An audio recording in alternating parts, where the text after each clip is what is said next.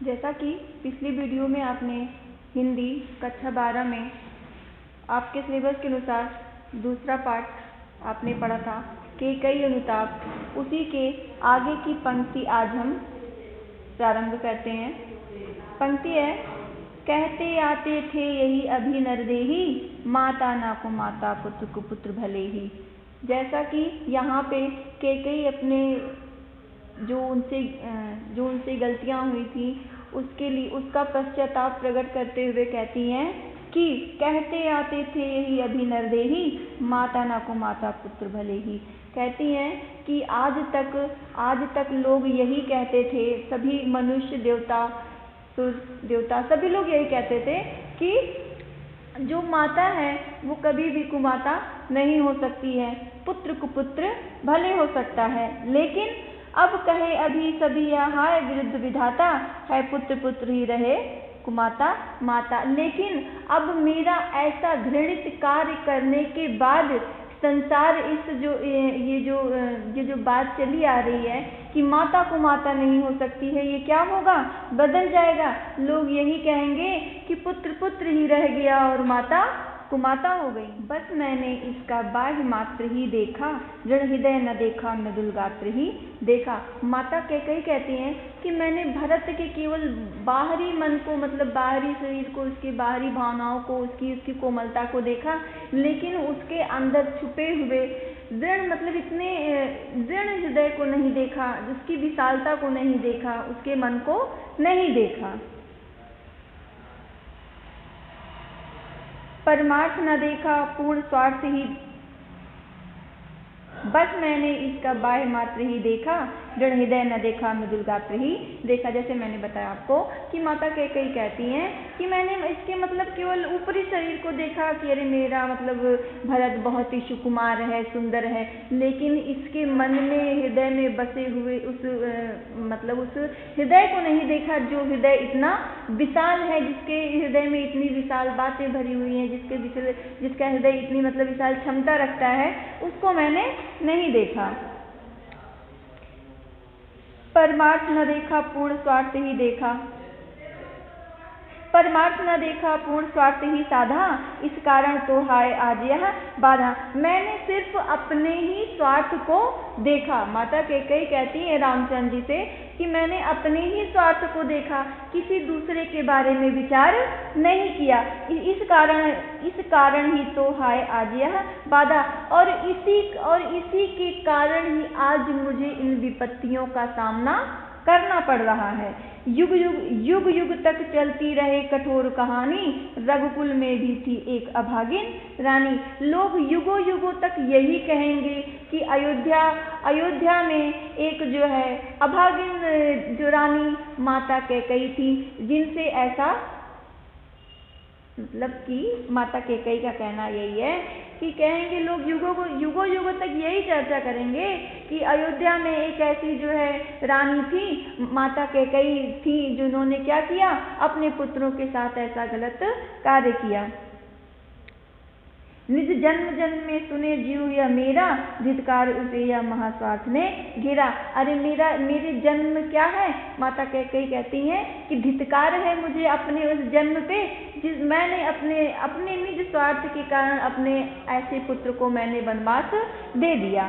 100 बार धन्य वह एक लाल की माई, जिस जननी ने है जना भरत से माई। तभी जो है, लेकिन वहां के लोग क्या कहते हैं, 100 बार धन्यवाद एक लाल की माई, जिस जननी ने जना भरत सा भाई। कहते हैं कि वह माता धन्य है जिसने जो है भगवान श्री राम जैसे पुत्र को जन्म दिया। इतना ही कहते ही, जैसे ही माता कैकेयी ने कहा, तो इतना ही कहते ही पागल सी प्रभु के साथ सभा चिल्लाई, 100 बार धन्य वह एक लाल की माई।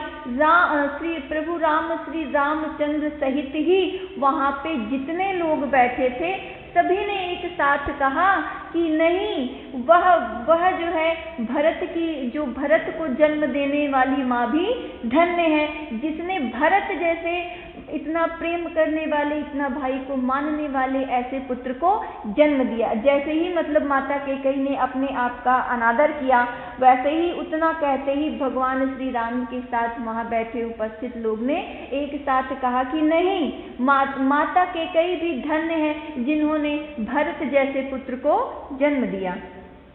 हाँ, लाल उसे भी आज गवाया मैंने, विकराल कुयश ही यहाँ अपयश पाया मैंने। कहती हैं कि आज मैंने भरत जैसे पुत्र को क्या किया, खो दिया है। मेरे पास रहते हुए भी वह मेरे पास नहीं है और मेरा होते हुए भी वह मेरा नहीं है, विकराल कुयश ही। और यह अपयश मैंने अपने ही हाथों कमाया है। इसमें किसी दूसरे का दोष नहीं है। जैसा कि उन्हें उपरोक्त बताया कि ये मतलब मेरे ही मन से उपजी हुई ये सब कुप्रथाएं थी जो मैंने ऐसा किया, भगवान श्री रामचंद्र जी को वनवास के लिए भेजा।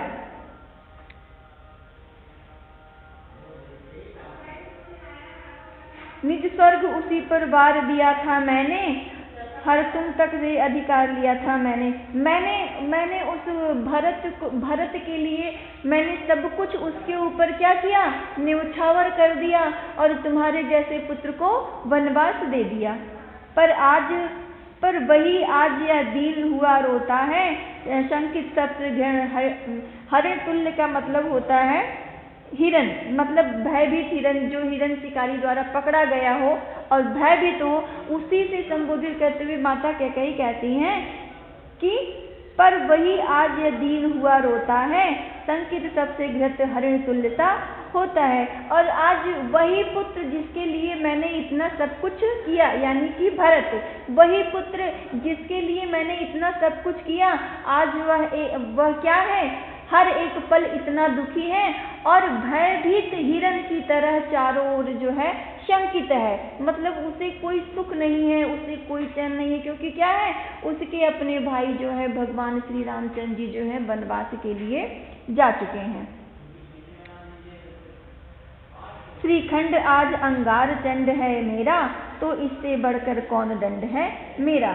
श्रीखंड आज अंगार चंड है मेरा। कहती हैं कि शीतलता से भरपूर मेरा भरत आज अंगार के टुकड़ों की तरह हुआ है। यानी शीतलता युक्त, इतना शीतल, इतना सुंदर, इतना मान सम्मान करने वाला, इतनी सहानुभूति देने वाला, इतना उपकारी भरत आज मेरा क्या है, जलते हुए अंगारों के समान हो गया है। तो इससे बढ़कर कौन दंड है मेरा। कहते हैं कि अब इससे बढ़कर मेरे लिए क्या दंड होगा कि मेरा भरत जो है अंगार के टुकड़ों की तरह हो गया, अर्थात वह पश्चाताप की अग्नि में जल रहा है, उसके सामने कोई भी सुख नहीं दिखता है। अगली पंक्ति है,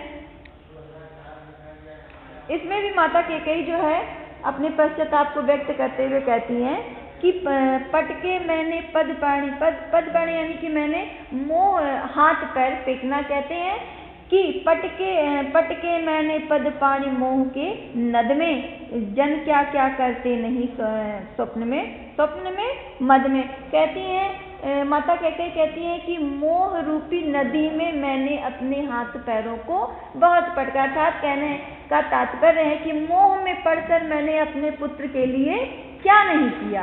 पंक्ति का अर्थ यही है, मतलब उन्होंने कहा है कि मोह रूपी नदी में मैंने अपने हाथ पैर को बहुत फेंका। अर्थात कहने का तात्पर्य है कि मोह में पड़कर मैंने क्या किया, अपने भरत के लिए बहुत कुछ किया। जन क्या क्या करते नहीं स्वप्न और मद में। लेकिन कहते क्या है कि जब मनुष्य स्वप्न के नशे में बहुत सी गलतियां कर जाता है, उनका कहने का तात्पर्य है कि मनुष्य स्वप्न में या नशे में बहुत सी गलतियां कर जाता है। हाँ, दंड कौन है क्या उसे अब डरूंगी अब भी, मेरा विचार कुछ दयापूर्ण हो तब भी। कहती क्या है कि अब किसी प्रकार के मिलने वाले दंड से मुझे कोई भय नहीं है, क्योंकि मुझे कोई भी दंड मिले उनके लिए क्या है, कम है। वो कहती है कि मेरे इस जो मुझसे ये कर्म हुआ है उसके लिए कोई भी दंड क्या है, कम है। मेरा विचार कुछ दयापूर्ण हो तब भी। और कहते क्या है कि अगर मुझ पे दया भी की जाती है तो वो क्या है, निरर्थक है। वो कहते हैं कि मैं बिल्कुल भी दया के पात्र नहीं हूँ। हाँ, दया हंत व घृणा हस्त करुण बैतड़ी सी है आज जाह्नवी वर्णा। कहती क्या है कि मुझ पे मेरी मिलने वाली जो दया है वो भी क्या है, घृणा के समान है। और आज बैतरणी और गंगा जैसी नदियां क्या हैं, उनके लिए तुच्छ के समान है। माता कैकेयी कहती हैं कि गंगा और बैतरणी जैसी नदियां भी उनके लिए क्या हैं, तुच्छ के समान है। सह सकती ऊंच नरक सुने सुविचारी, पर मुझे स्वर्ग की दया दंड से भारी। कहती क्या है कि मुझे अगर कितनी भी हीन से हीन अगर कोई सजा मिलती है या कोई दंड मिलता है तो मेरे लिए वो बेकार है।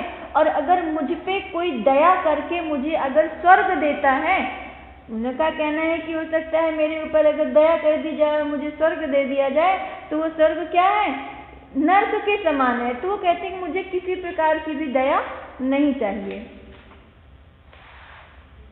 अगली पंक्ति है, यहाँ पे भी माता कैकेयी अपने पश्चाताप को प्रकट करते हुए कहती हैं कि लेकर अपना पुलिस कठोर करेजा, मैंने इसके लिए तुम्हें वन भेजा। कहते क्या है कि अगर मेरा जो इतना पत्थर रूपी ये जो हृदय है, इस हृदय में उठने वाली भावनाओं के कारण ही मैंने तुम्हें जो है वन को भेजा।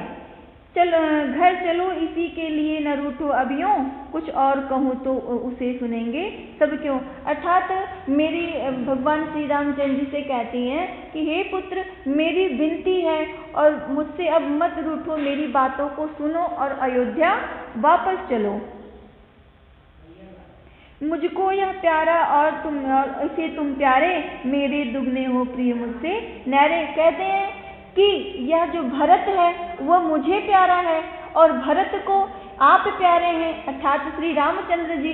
तो कहते हैं कि इसके कारण आप मुझे क्या हो, दुगने प्यारे हो, क्योंकि भरत मुझे प्यारा और भरत को आप प्यारे, तो इसके कारण आप मुझे दुगने प्यारे हो।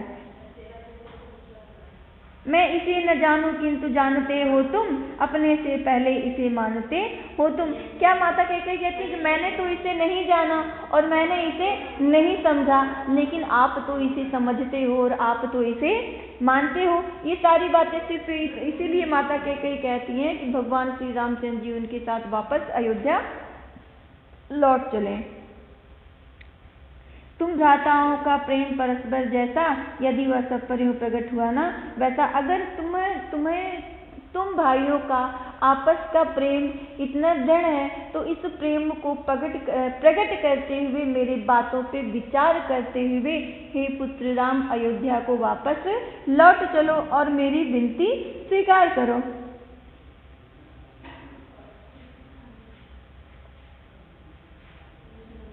यदि तो पाप दोष भी पुण्य तोष है मेरा, मैं रहूं पंकिला पद कोश है मेरा। कहते क्या है कि मैंने तो क्या किया है, मैंने तो बहुत बड़ा ही पाप किया है। ठीक है, माता कैकेयी कहती हैं कि मैंने तो बहुत बड़ा पाप किया है और मैं क्या हूँ, कीचड़ के समान हूँ। माता कैकेयी अपने आप को कहती हैं कि मैंने तो बहुत बड़ा पाप किया है और मैं कीचड़ के समान हूँ, लेकिन मैं रहूं पंकिला पद कोश है मेरा। लेकिन भरत जैसे पुत्र के होने के बाद मैं क्या हूँ, कीचड़ में पड़े हुए कमल के समान हो गई हूँ।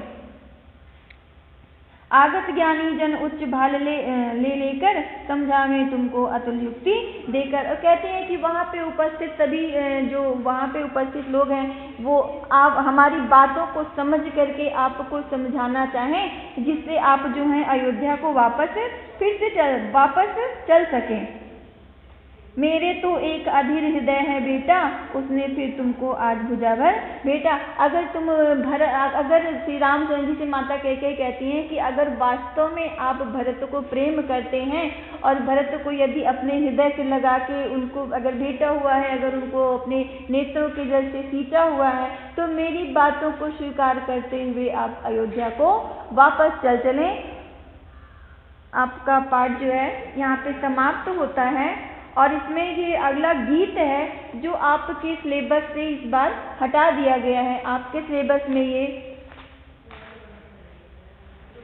केवल सिर्फ जो है मैथिली शरण गुप्त का कैकेयी अनुताप है कि गीत जो है अब की बार आपके सिलेबस में नहीं है। अगला video. Press the bell icon on the YouTube app and never miss another update.